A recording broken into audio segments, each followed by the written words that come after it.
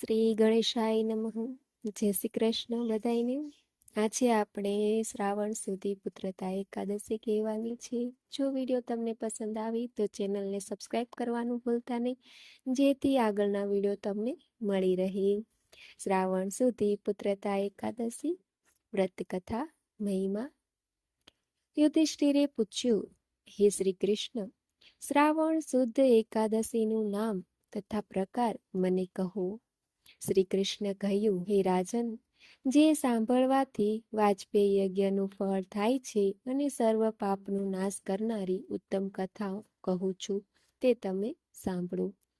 પૂર્વે દ્વાપર યુગના પ્રારંભમાં માહિષ્મતી નગરીમાં મહિજીત નામનો રાજા રાજ્ય કરતો હતો.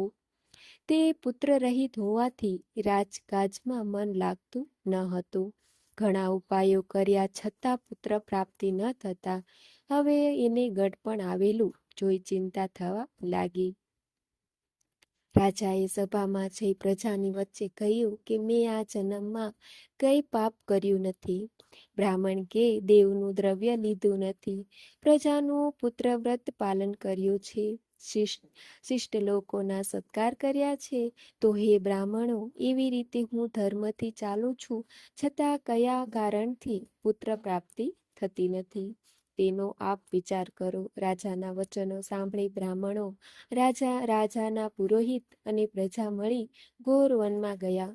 ઋષિઓના આશ્રમો જોવા લાગ્યા. ત્યાં ઘોર વનમાં લોમસ ઋષિ તપ કરતા જોવા મળ્યા. ઋષિ નિરાહાર હતા, ધર્મના તત્વોના જાણકાર હતા, શાસ્ત્રોમાં પ્રવીણ અને બ્રહ્મ જ્ઞાની હતા. વળી એ ઋષિ ભૂત ભવિષ્ય અને વર્તમાન જાણનારા હતા. સંઘળા આવેલા જનોને મુનિરાજને યથા યોગ્ય પ્રણામ કર્યા. ઋષિ બોલ્યા, તમે શા કારણે અહીં આવ્યા છો અને તમે મને કેમ વખાણો છો તે કહો. તમારું જેમ કલ્યાણ થશે તેમ હું કહીશ. અમારો જન્મ પરોપકાર માટે છે, એમાં સંચય નથી. બધા જનોને કહ્યું, અમારા આવવાનું કારણ સાંભળો. એક સંશય દૂર કરવા માટે અમે આપની પાસે આવ્યા છીએ. બ્રહ્માથી અને આપથી ઉત્તમ કોઈ નથી, માટે કાર્યવશાત અમે આપની પાસે આવ્યા છીએ. હે મહારાજ, હાલ મહિજીત નામના અમારા રાજા છે, પણ તેમને પુત્ર નથી, તેથી ચિંતામાં રહે છે. તેથી જ અમને ઘણો ખેદ થાય છે. હે મુને, મહાત્માઓના દર્શનથી જ કાર્ય સિદ્ધ થાય છે. જેથી રાજાને પુત્ર થાય તેવો ઉપાય બતાવો. મુનિરાજે ક્ષણવારમાં ધ્યાન ધર્યું અને રાજાની પૂર્વજન્મની હકીકત કહેવા લાગ્યા. લોમસ ઋષિએ કહ્યું, આ રાજા પૂર્વજન્મમાં વૈશ્ય વર્ણનો હતો, નિર્ધન હતો ને નીચ કર્મ કરતો હતો. એક સમયે જ્યેષ્ઠ શુદ્ધ એકાદશીને દિવસે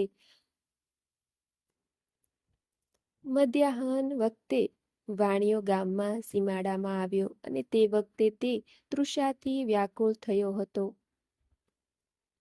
તેથી જળ પીવા જળાશય પાસે આવ્યો. તે વખતે તરત વિહાયેલી અને વાછરડા સાથેની ગાય તૃષાથી વ્યાકુળ થતી તે જ જળાશયમાં પાણી પીવા આવી. પાણી પીવા લાગી, પણ ગાયને તૃપ્તિ થયા પહેલા ત્યાંથી હાંકી કાઢી. પોતે પાણી પીવા લાગ્યો. તે પાપના કારણે રાજાને અત્યારે પુત્ર થતો નથી, પણ પૂર્વના પુણ્યથી જ રાજ્ય મળ્યું છે, તે ભોગવે છે. લોકોએ કહ્યું, હે મુને, પુણ્યથી પાપનો નાશ થાય છે, માટે રાજાનું પાપ નષ્ટ થાય ને રાજાને પુત્ર થાય તેવો ઉપાય બતાવો. લોમસ ઋષિએ કહ્યું, હે રાજન, શ્રાવણ સુધી એકાદશી જે પુત્રદા એવા નામથી પ્રસિદ્ધ છે, તેનું વિધિથી વ્રત કરી તે રાત્રિએ જાગરણ કરો, પછી તેનું પુણ્ય રાજાને આપો. આમ કરવાથી રાજાને અવશ્ય પુત્ર પ્રાપ્તિ થશે. ઋષિરાજના આવા વચન સાંભળી હર્ષભેર લોકો નગરમાં આવ્યા. પછી જ્યારે શ્રાવણ માસની શુદ્ધ એકાદશી આવી ત્યારે ઋષિના કહેવા પ્રમાણે રાજા સહિત સઘળી પ્રજાએ આ વ્રત કર્યું અને દ્વાદશીને દિવસે રાજાને પુણ્ય આપ્યું. તેના પ્રભાવથી રાણીને 9 માસ પૂરા થયે સુંદર બળવાન પુત્રનો જન્મ થયો. માટે આ લોકમાં પુત્રની ઈચ્છાવાળા પુરુષે તે દિવસે વ્રત કરવું. જે માણસ આ એકાદશીનું મહાત્મ્ય સાંભળે છે તે સર્વ પાપોથી મુક્ત થાય છે. આ લોકમાં પુત્ર સુખ મેળવે છે અને મૃત્યુ પછી સ્વર્ગમાં જાય છે. આવી રીતે ભવિષ્ય પુરાણમાં પુત્રતા એકાદશીનું મહાત્મય કહેલું છે. ઇતિ શ્રી ભવિષ્યોત્તર પુરાણે શ્રાવણ શુક્લે એકાદશ્યામ પુત્રદાન નામના મહાત્મય સંપૂર્ણમ.